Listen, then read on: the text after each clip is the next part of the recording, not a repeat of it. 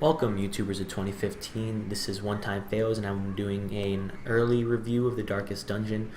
An early review is me reviewing an early access game that shows promise and potential. I'll be going over the graphical options and I'll be going over a few of the game mechanics and, well, most of the game mechanics, and then I'll be voicing my opinion at the end. So right now let's go through the graphical options. Right now there's not really many graphical options since it's just a 2D game.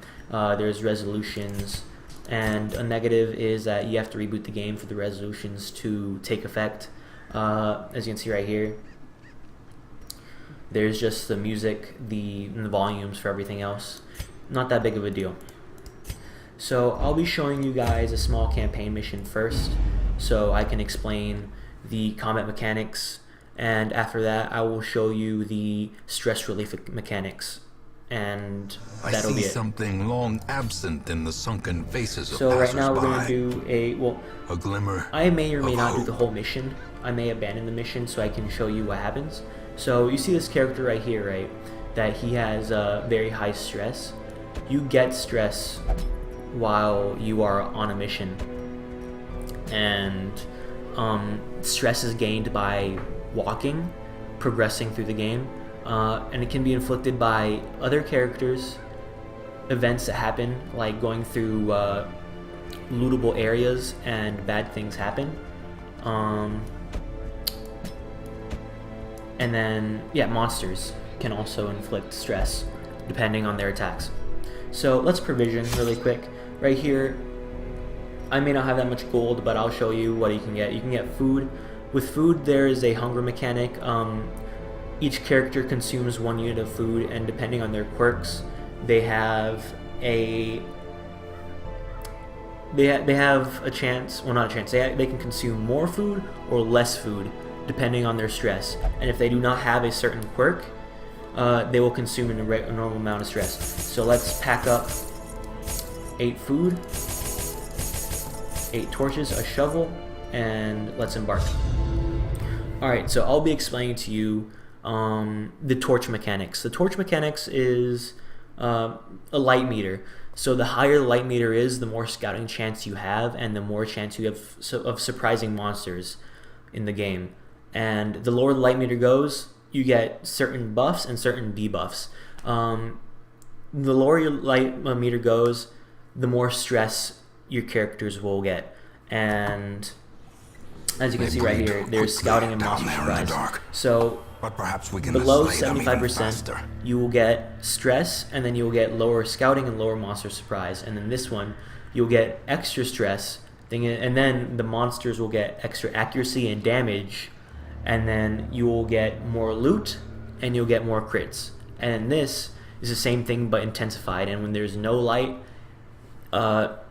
everything's intensified. You'll get extra loot, you'll get extra crits, but the thing is the monsters will do extra damage and they will be extra accurate, and your characters will be able to be surprised. So what you see here is a party of 4 characters. There's a Hellion, which is a DPS, I guess more like a barbarian. This is a paladin or crusader, this is a highwayman, and this is a vestal, which is a healer. So right now, as you can see, there's good quirks and bad quirks. Good quirks buff the character, while bad quirks, as you can tell, debuff the character depending on what it is. So I'll show you. So Meditator, right here, it's pretty good because if you camp, you can reduce your stress even greater. So what's going on in this game right now is that we will be moving into another one, into another room. As you can see right here, this is a crate full of bodies.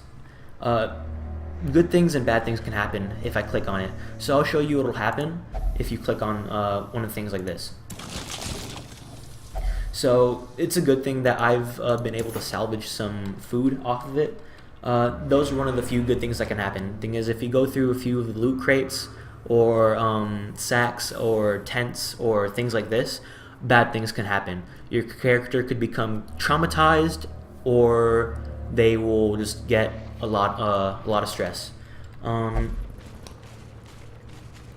This To move, you have to click on big rooms. So, yeah, and inside these rooms, there could be treasure, there could be battle, or there could just be nothing.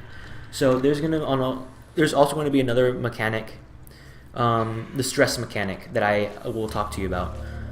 The stress mechanic is something, I guess it's unforgiving. It's something unforgiving. As you can see, this character right here, he has plenty of stress, and if I get in a battle, I'll show you what'll happen. But the more stress you get, the easier it is for your character to break. And once your stress becomes 100%, your character will either break, become afflicted with a bad perk, they will either become selfish, abusive, or irrational, or on a very low chance, they will become heroic, which buffs you and the whole party. And there are also traps in here, as you see. To life. As you see that there's all this stress coming on my character after this trap, so you can already see how that happens. But thing is, there's also status effects. Status effects, there are damage, there's bleed, there's blight, there's poison, and then there's stun and debuff. Each one of these has their own different amounts of damage. Bleed is one of the ones that is the weakest of the debuffs. Blight does more damage, but it's not much different from bleed. Debuff is a completely different thing for its own matter. Depending on what skills the enemies use or what you use, you could debuff your character by losing more accuracy, damage, stuff like that. So let's see if we can find a battle really quick. As you see, as the light goes down, you get extra stress, but thing is, then you lose scouting and you lose the monster surprised perk or buff. So I'm going to go through a few of these things. What can also happen in this is that, yeah, like that can happen. And then, as you see this person, he becomes abusive when all his stress goes all the way to the max. So what we're gonna be doing is that I'm gonna go for a few of these and then go through a few of the rooms, since this is a pretty short map, and I'll show you how to relieve stress.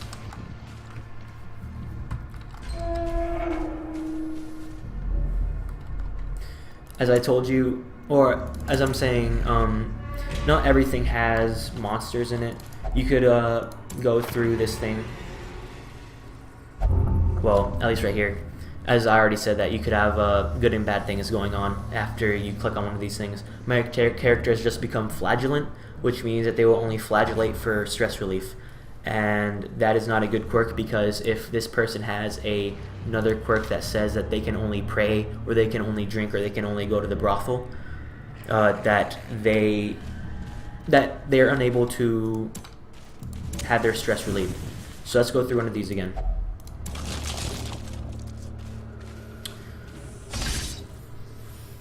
My character's just really unlucky. Curious, so right now, trap maker's art. This game is an unwitnessed by his own early eyes. access game. Plenty of content's being added right now, but they're still fixing a few of the things like the buffs and debuffs and stun chances. But this game is purely based on RNG. You can improve your chances of winning or survivability all the time by getting a few items like here, by getting a few trinkets that will boost up your dodge, your abilities to attack. Wow, this character's just not unlucky. So right here's a boss battle. As you see that these characters are surprised. That means that all my characters will be able to go attack first. Executed with impunity. Yeah, I'll be attacking these enemies first. I'll clear them out very quickly, and after I complete this quest, I will show you how to relieve the stress. A faint hope blossoms. Yeah, after every battle, you have a certain chance of getting loot, and that's a good thing, depending on what it is, and depending if you have enough inventory space. if you run out of an inventory space, you're going to have to drop items or eat things. Like, you have to eat your food, or use up all your torches.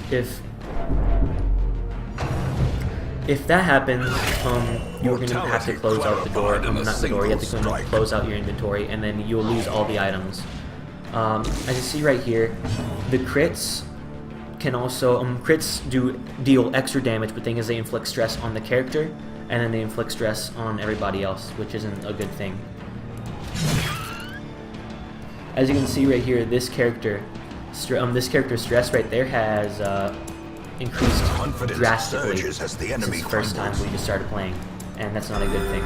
So right now we're just going to see if we can take out all these enemies fairly quickly, and finish this up fairly quickly, because I would really like to show you the stress relief mechanics and the other mechanics of upgrading items.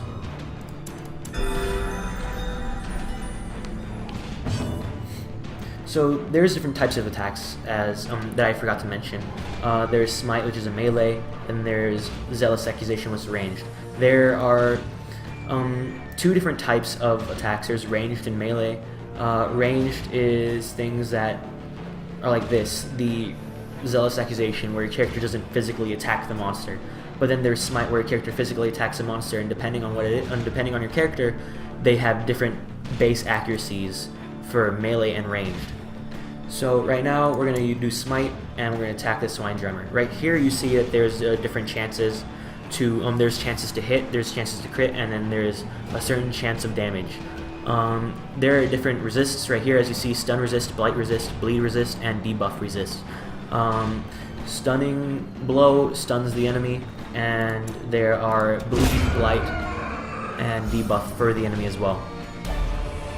So let's take it all and let's do this. Bone Altar. Let's do this right here.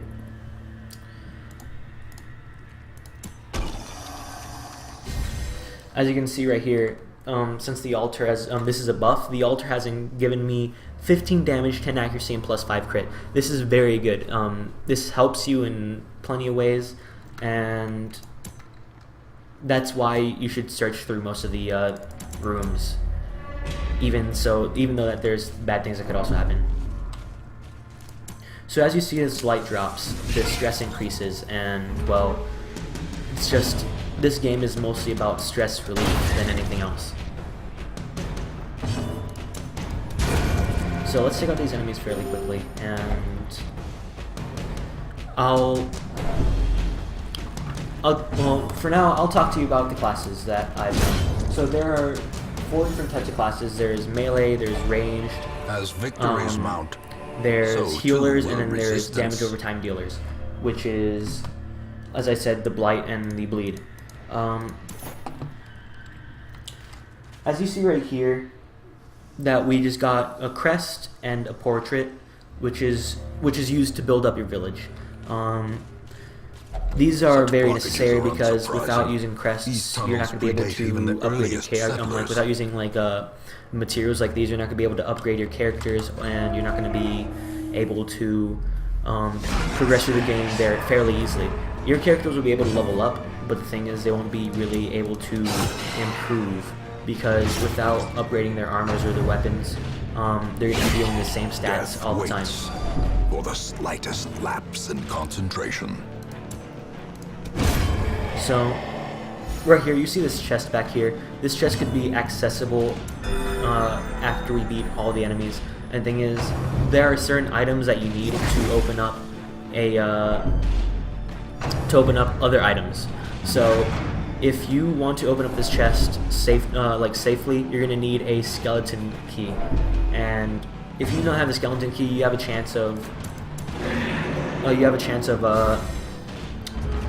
triggering a trap, or just getting less loot than you're supposed to.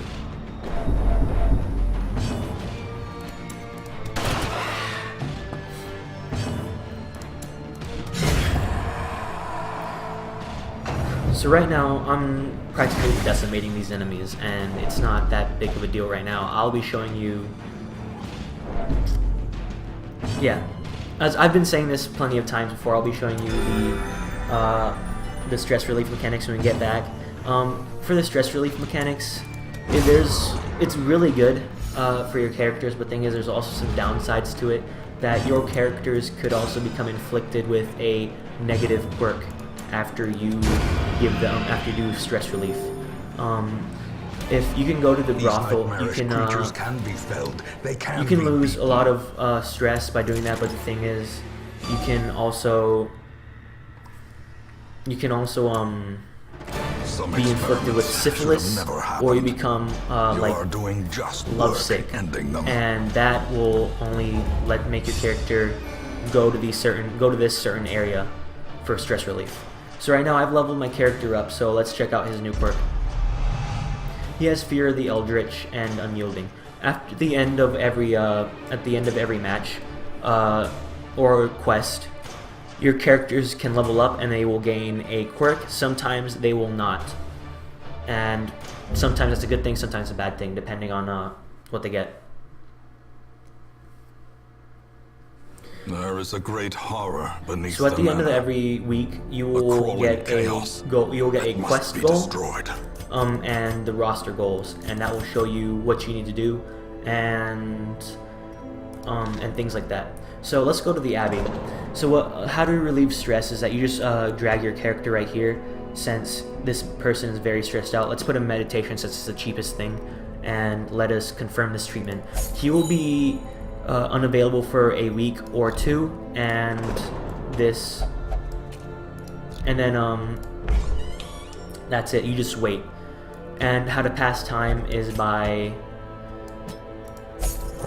you pass time by going on quests, by either going to quests and then abandoning them, which makes it go past, which makes the time go faster. Right now I don't have enough gold to do anything else, but I'll be showing you the the heroes that you can currently accept. At the end of every week, you'll get a fresh batch of heroes, and they will help you on your quests. So as I've been saying, that you need all these are materials to build up your city or town, and as you can see here, that this requires 8 deeds and 8 crests. To upgrade the next one, I have 2 deeds and I cannot build it. But the thing is, I have 41 crests. So let's go to the armor smith or the blacksmith, and you can also you can also create a few weapons and items. So right here, depending on their level, you can upgrade their armor and their weapons right here, which deal extra damage, and then they can give them extra accuracy, and then their armor gives them extra health and then extra dodge. And the guild increases the character's level right here. Since I can't increase this, I'll probably increase this since it's one of the easiest ones to increase regimen is right now. paramount if one is to master the brutal arithmetic The instructor of master, you need combat. to upgrade your guild if you wish to create, or if you wish to upgrade the character's skills. So here, the survivalist. This survivalist will increase your character's camping skills, and you will only be able to camp on medium or long quests, and that will give you a chance to relieve stress or give permanent buffs to your characters until the end of the quest. So the sanitarium here is that where you go if you don't like the character's bad perks. You go right here. You see this person is a bad gambler. He's a zoophobia. He has zoophobia and he is soft. What I could do, I don't have enough money, so I'm just going to show you what you can do right now. So what you could do is that you see these things right here. You can click on it, and then it says remove it, and then you click on it. This will take your character out of the game for 2 weeks, and then after that, it will take away the bad quirks and always leave the good quirks. At least that's what I've seen for now. So thanks for watching my review. Sorry that I've been stuttering a lot and I've been messing up. This is my first time, and I hope you guys can understand. So right now I'll be going over over my opinions. This game is a really nice art style. I enjoy it. goes nicely. It's a gothic, dark art style, and well, it makes everything seem quite bleak. So I have some qualms with the RNG mechanics, because especially in the beginning for the tutorial, because it's really, really unforgiving, and I don't mind that. But for some people, in the tutorial, it could just myrtleize you practically. You can get crit after crit after crit, and it will kill both your characters, and then you'll practically lose the game because you don't have any other characters to go with. So that's a few things that the tutorial should go a little bit easier on you, just to ease you in, and then from that let you on. The narrator, he honestly narrates too much. After you strike the torch, he will say something almost every time, and then he will repeat and repeat and repeat and repeat, not really shutting up. And that really doesn't bother me much, but thing is just some people won't like that. What you could do is just you could turn the narrator off by turning off his voice, by going to the voice to the sound options and just lowering it all the way down to 0. And another thing that I do not like is that the loss of items when you return to town, except for the trinkets that you find.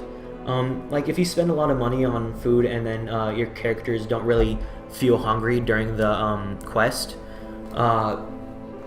this could be just a huge money drain for you. And if you run out of money, as you see that that's happening for me right now,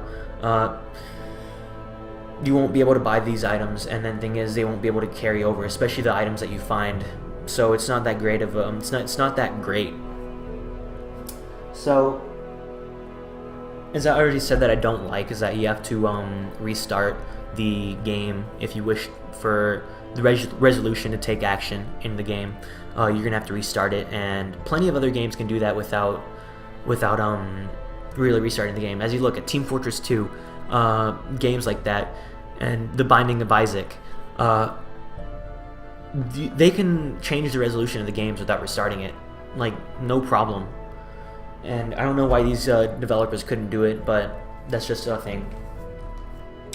So that's practically all. Oh wait, I also forgot one thing. These missions that you see are also randomly generated, which is a part of the roguelike elements of this game, and that's pretty good. So this is practically all of it. If you really like it, be sure to pick this up at the Steam store. It's $20. It's early access right now, but thing is, it shows mass amounts of promise, and it's really good, even though it's missing a few places. It's missing a few items. They have like the, as they call, the cupcake box placeholders. It's just a really good game. If you're into roguelike dungeon crawlers, I highly recommend this. And if you just get beaten up in the first game, don't give up. Keep trying, and you're gonna really, really enjoy this game. So this is One Time Fails, and if you really like this, please like it, favorite, and subscribe. And I'll be making more of these, and I'll be possibly making a let's play of this game. And that's it. Thanks for watching.